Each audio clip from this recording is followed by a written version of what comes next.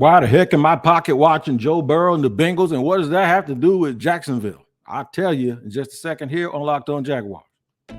You are Locked On Jaguars, your daily Jacksonville Jaguars podcast, part of the Locked On Podcast Network, your team every day.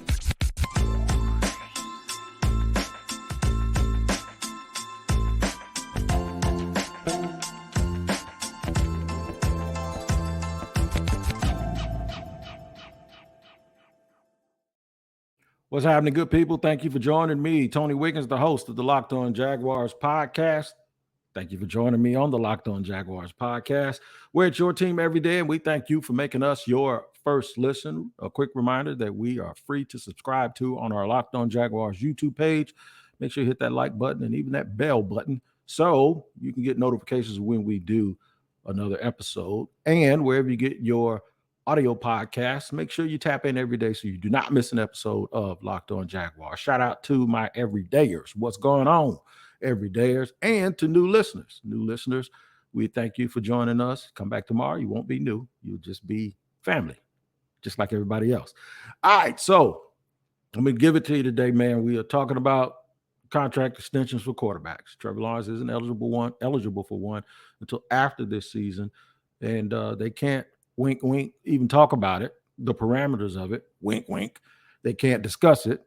And normally they don't until he completes his third season overall, and then they get to the offseason.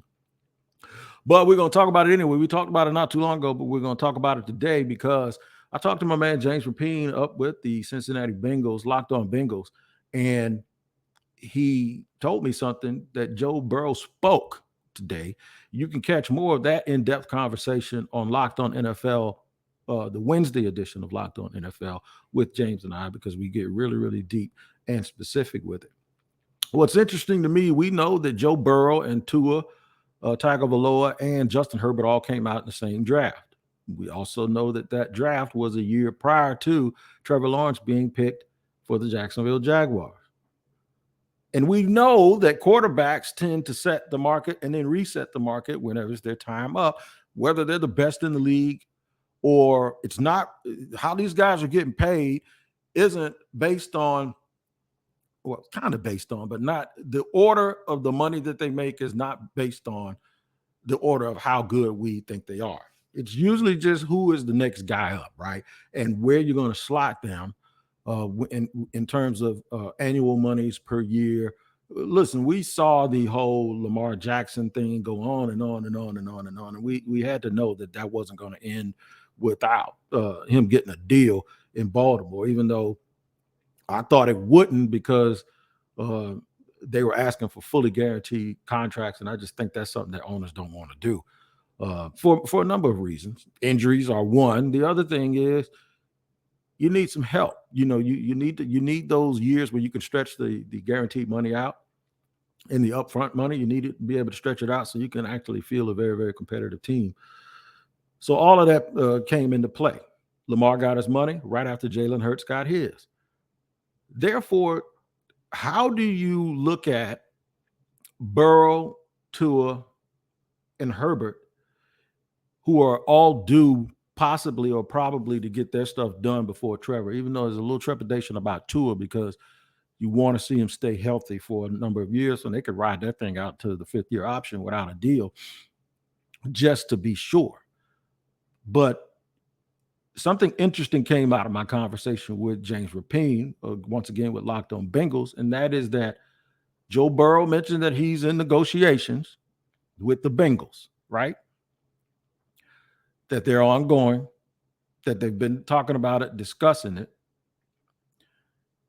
And he left open, according to James Rapine, the idea of a hometown discount. Now, this is where it gets interesting for Trevor Lawrence and Jacksonville and any quarterback that gets a deal after Joe Burrow, especially if he does anything that looks like a hometown discount, right? Or a team-friendly deal. Quite honestly, that's exactly what Patrick Mahomes did by making it a 10-year deal, right? And this only comes up because we sit here and think about Lamar Jackson like, yeah, no, you offer me a 3-year deal and this, that, but what about those other 2 years? See, that's the kind of stuff that when dudes were debating me or whether or not you need an agent or whether or not Lamar was being super smart about the situation or whether he was really informed, just when he says stuff like that or when he said stuff like that, you had to know that the team wasn't negotiating as if he wasn't going to be there those last 2 years.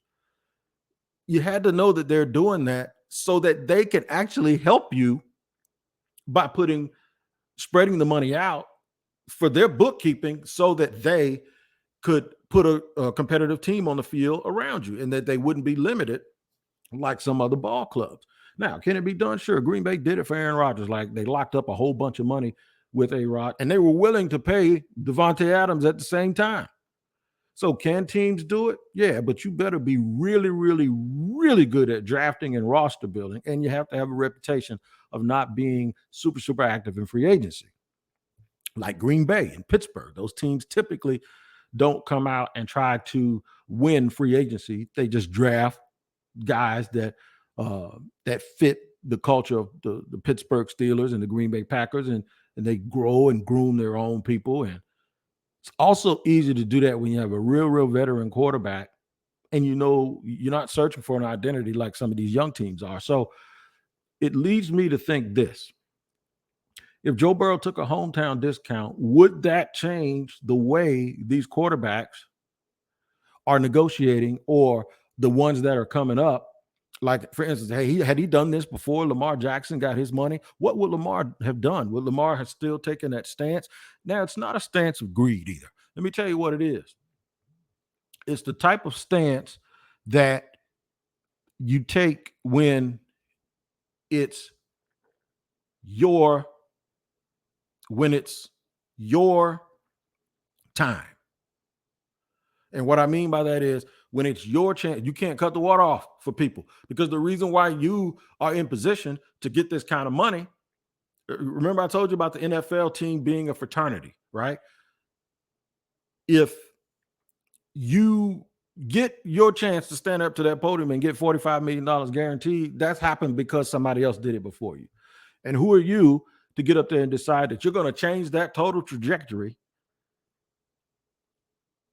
right? That you're going to change. So that's why guys want their money. Guys want their money because it's their time to step up to the plate and get paid, and now make sure that the person behind the next guy that comes along gets paid as well. And then, you know, from a team perspective, you kind of want that. All right, if we're going to pay our guy, then you better pay your guy the next time, because what that does is if you're going to pay your guy and then no other teams want to pay their guy, then they have an advantage over you because you're spending out and coughing up all this money and they're not, but you should be whooping them on the field, by the way. So it's a really touchy situation. I just know that certain athletes get called greedy and certain athletes don't. Joe Burrow, Trevor Lawrence, or Justin Herbert ain't got to never walk into an office and be begging for anything. You can believe that. So you can have 99 problems on your team, but paying a quarterback that you really like, that you don't have answers or questions about whether or not he's the type of quarterback that can lead your franchise, that ain't a problem. When those guys come up, the owner will be glad to write that check, especially if you're Shad Khan and you haven't had the luxury of having a franchise quarterback in the past. So that won't be a problem. They'll gladly write that check. They'll gladly do it. And I think Trevor Lawrence is going to be the guy who will gladly structure it in a way that is extremely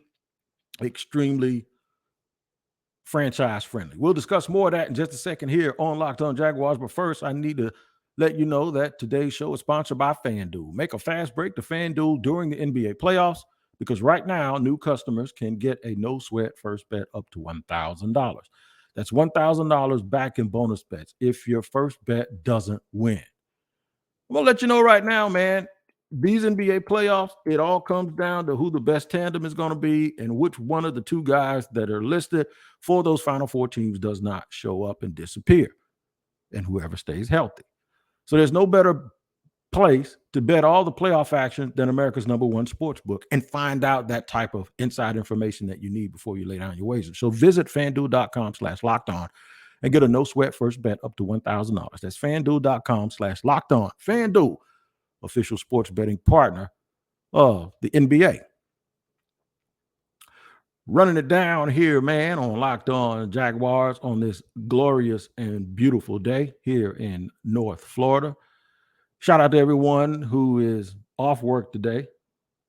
I'm always off work. James and I talked about that too on Locked On NFL. It's like we love our job. Even though football now is a 24-hour cycle, it's 12 months. This is what it is.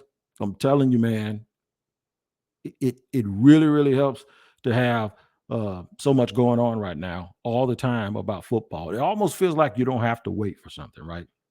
The Jags don't have to wait until next year. They actually have to wait till next year, but they don't have to wait till next year to start formulating ideas in their brain about who's going to get paid and who won't. Trevor Lawrence will be on the who will get paid in segment 3. I'll throw out some candidates for guys that might not get paid because they might fall on the wrong side of things if the Jaguars work a deal out with Trevor Lawrence. Look, the Jaguars might not extend him next year. They might wait another year. If I'm Trevor Lawrence and I want to say, okay, I want to be the highest paid player in the league, you know what I do? I play next year. I let them do what they're going to do with Burrow and Tua and everybody else. And then I play this season. I'll play next year, which is year 4. They'll pick up the 5th year option, and then we'll work something out. So if you're a year removed, or maybe 2 years removed away from these other guys getting extensions, you can pull a Fat Joe and say, today's price is not yesterday's price. Or you can do both. They're not binary here. You can actually become the highest paid player in the league, which I think Trevor will more than be able to. I think Mahomes might get another deal here pretty soon, and do what Patrick did for the Chiefs and string that thing out 10 years so that they can really, really stretch it out and you can start paying people. Remember, Mahomes is under a huge, huge contract, and they're still able to pay Chris Jones. They were still willing to pay Cheetah before they traded him. And they went out and signed Jawan Taylor, because we've done 17,000 podcasts about that in the last 60 days. They paid him. So guess what? That means it hasn't prohibited them from being able to go out and one, to retain their good players, and 2, go out and just get another nice little piece. But there's something else that enabled them to do that. And this is a turn that the Jaguars made this offseason. They become a draft and develop team.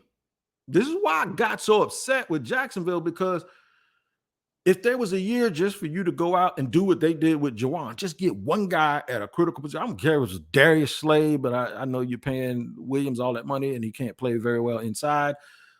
I know you've invested a lot in your edge guys that you still hope can be as good as said investment, right? You got Calvin Ridley.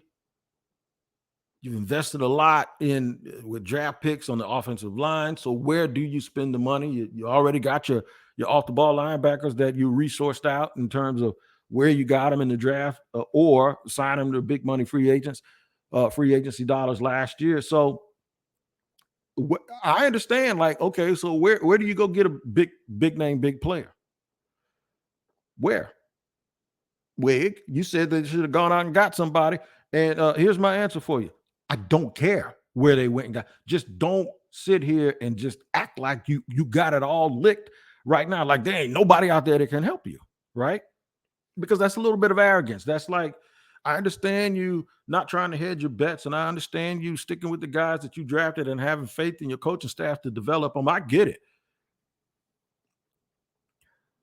But Kansas City had every right not to. Over the last 2 years, they've drafted like 10 starters. And if you take the last 3 years, they've drafted even more than that. So the thing is if any team has drafted well, it's them. They had like 4 rookies starting in the Super Bowl. So the thing is they had the biggest excuse and reason to say, draft and develop. We ain't going out there spending no money on nobody. Nah, we ain't doing that. They had the biggest reasons to do that. But that's not what they did. They still went out and grabbed somebody. That's going to become, in my opinion, more and more difficult for the Jaguars in the future, which is why I ain't mad that they're getting away from doing that kind of stuff, right? I think Trevor can do both things. He can wait. He can do it next year, next summer, or next spring. He can wait to see what everybody's numbers are, even though I think Joe Burrow is the one, the guy that doesn't have that huge contract yet, who's going to reset the market. And then after he goes, then the Chiefs will probably do something again for Mahomes. And then they'll tweak Josh Allen's. I can't imagine anybody. Justin Herbert is going to want. Now he's the one that might be in a little bit of trouble because even though he's going to get super paid, I don't think he's going to set the market. I think these other guys will always set the market. He's always going to be paid in the top 5, but I don't think he's going to be that dude. I think Trevor Lawrence, even with Mahomes, even with Burrow, Trevor can actually set that market. Yeah, and I'm saying that because I think Trevor's better, for one. And then number 2 is he means so much to Jacksonville. Shad Khan ain't going to trip about that. I'm telling you right now, if he comes in and what you want, I want this. Bet. You got it. How much guaranteed? No problem. How much you need it signing? You got that too. But now let's do this. Let's work together and stretch this thing in a way that's going to really help you. Let us help you put other stuff around you. So one of the arguments against that is, don't be worried about nobody else. Take care of yourself first, right? But if Burrow does it, will everyone expect everyone to do that? And I'm not talking about the dude's going to go in there making $30 million a year. No, I think he's going to be up there in the top 5, but he's going to structure it in a way. He might reset it for a second, but structure it in a way and do what Patrick Mahomes did. And all those void years that Lamar didn't want, I think he runs that thing out. Just think, Lamar didn't want 3 years. He didn't want 2. He didn't want 2 years voided. The kid in Kansas City did a 10-year deal. So you have to compete with those guys, right? And that's why they still got money to go out and sign people, because he did that. Is everyone going to expect everyone to do that? Everyone didn't follow Tom Brady when he did it. People haven't followed Mahomes. Is there going to be any kind of pressure or any kind of scenarios where he does this and makes other people, will guys feel like they're not being a team player if they don't do it too, if they don't follow suit, right? So I think Trevor can do both, and I think he will. All right, I'm going to tell you about guys who might be left out. Last week I said, do I look like I got left off bad and bougie, right? Well, guys who realistically might be people that won't get paid next year because they're focusing so much on Trevor Lawrence and what has to be done with him. We'll talk about that in just a second on Locked On Jaguars.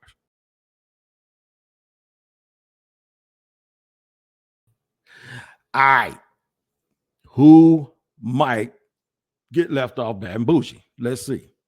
Who might be candidates, guys that are up for some money that ain't getting paid? One of them will not be Calvin Ridley. Calvin Ridley will get his money when he's due, whatever what he's due for. And I don't think his suspension and the reasons for it, usually if you see guys get suspended for stuff like steroids or domestic violence or DUIs and getting in trouble, sometimes you can use that to say, hey, we need to put some stuff in here to protect the team. I don't think the team needs to be protected from Calvin Ridley. I don't think he's going to he's not going to gamble on games. He's not going to do that stuff.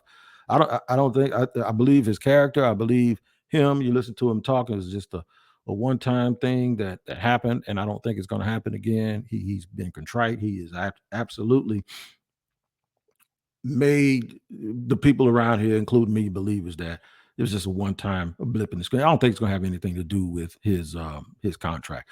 Will the fact that there aren't state taxes help out with some of these guys in terms of making things look as if it's a little bit of a hometown discount, but actually it's the same kind of money, like maybe 6 million floats here the same way 9 million floats in New York. And I know some people's going to say, nah, it's way worse than that, but maybe teams have used the no state taxes as a way to lure people as a talking point, but no one's ever really, I don't think, used it to negotiate a deal and say, well, 6 in Jacksonville is like 7.5 or 8 in Atlanta, so you might as well take the job. I don't think that would fly, but It might be when you're talking about just having a guy structure things a certain way. Hey, man, a payoff for you to structure your contract a certain way would be to string this out. And one of the payoffs is you ain't paying no state taxes, right?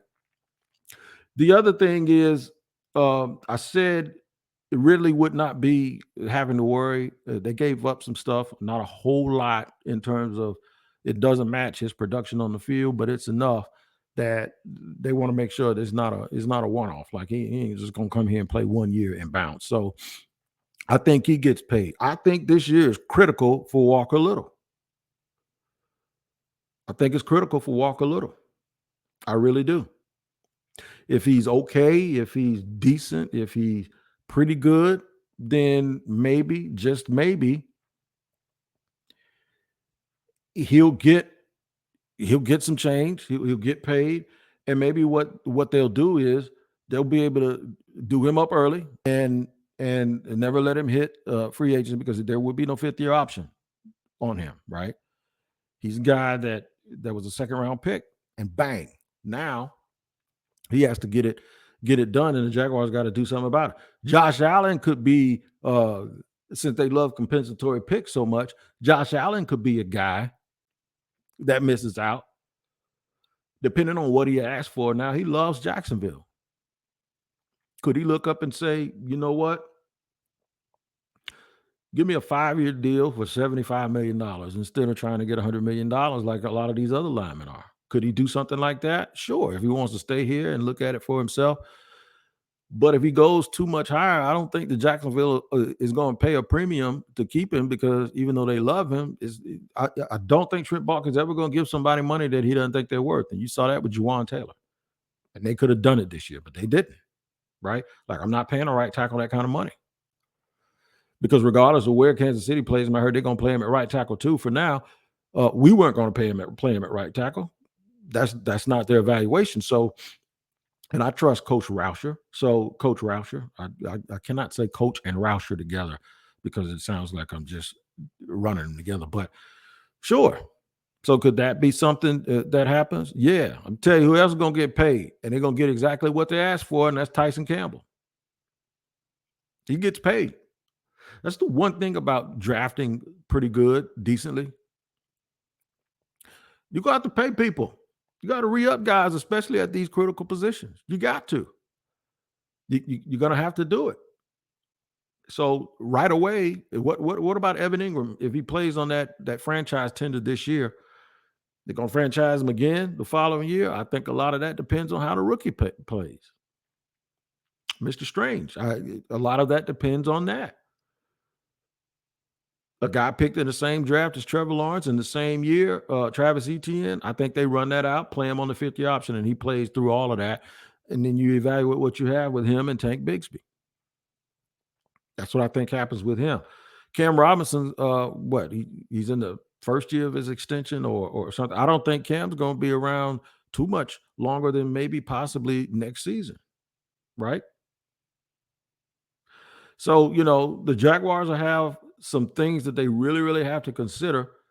Who exactly might be on the watch list for being left off the record, for being left off of getting paid. A lot of it comes down to how much success they have too next year and possibly the year after that. How close are they to their ultimate goal? And I think they're going to be really, really close. So a lot of those things really, really happen. Sometimes when you overthink it and try to overplan, some of these things end up answering for themselves, like someone else emerges, right? Someone else emerges. What if one of these rookie pass rushers is just lights out and this dude is getting sacks all over the place? Then it answers the question for you about Josh Allen, right? What happens if Monteric Brown all of a sudden turns into this really, really good corner once his development continues to get better, and you don't have to do anything with him? What if this kid they took out of Texas A&M, Antonio Johnson, lets you know, hey, Jenkins, if he's going to play his contract out, y'all can go ahead and let him move on the way the Bengals let their two safeties go because they had already planned for it, and they're going to fill those guys right in the draft. Watch how they draft. Go back and review how they picked last year and this year and see who has the best chance at these positions to develop when they start to have attrition, because they can't, like Walker Little was for, well, we assumed that Walker Little was for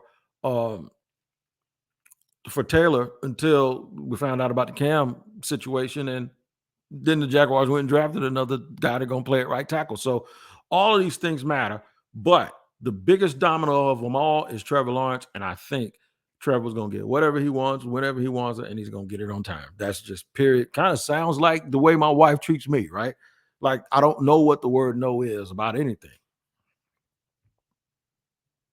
I'm dead serious about that. You know, she does a lot of other stuff that might get on my nerves, but she's always there for me anytime I need about anything. She might give it to me, and if I tell her, hey, pick this up or pick that up, she'll stop and get it and go, here's your stuff you want. I have to get a little attitude like all of us do. But Trevor won't get any attitude. He won't get any attitude at all from Shad Khan. Shad Khan's gonna smile, pull out his pen and his checkbook, and he's gonna give him what he wants. The question is, if Joe Burrow takes that discount, is Trevor Lawrence going to be able to follow him and do the same thing? That's a big question. No question about where you'll be every day here with Locked On Jaguars, because that's what we do. It's your team every day, and we appreciate you guys, all of our everydayers, making us your first listen. We'll see you tomorrow here on Locked On Jaguars, where we'll continue to take a look at that and look really, really hard at the free agency and who's out there who can really help the team. I might go through a list of 25 people, and we'll go yay or nay or whether or not we think they'll fit here for the Jacksonville Jaguars. Take care. We'll see you next time.